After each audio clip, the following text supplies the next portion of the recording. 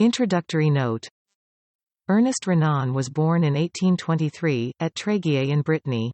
He was educated for the priesthood, but never took orders, turning at first to teaching. He continued his studies in religion and philology, and, after traveling in Syria on a government commission, he returned to Paris and became professor of Hebrew in the Collège de France, from which he was suspended for a time on account of protests against his heretical teachings. He died in 1892. Renan's activity divides itself into two parts. The first culminated in his two great works on the origins of Christianity, and on the history of Israel. As to the scientific value of these books there is difference of opinion, as was to be expected in a treatment of such subjects to the exclusion of the miraculous.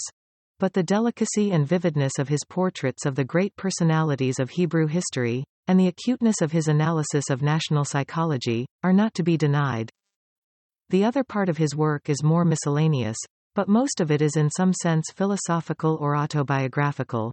Believing profoundly in scientific method, Renan was unable to find in science a basis for either ethics or metaphysics, and ended in a skepticism often ironical, yet not untinged with mysticism. He was an amazing writer, says M. Faget, and disconcerted criticism by the impossibility of explaining his methods of procedure. He was luminous, supple, naturally pliant and yielding. Beneath his apparently effeminate grace an extraordinary strength of character would suddenly make itself felt. He had, more than any 19th-century writer, the quality of charm. He exercised a caressing influence which enveloped, and finally conquered, the reader.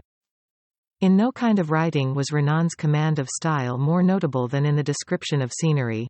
In his pictures of his native Brittany in the essay on The Poetry of the Celtic Races, as well as in his analysis of national qualities, two of his most characteristic powers are admirably displayed.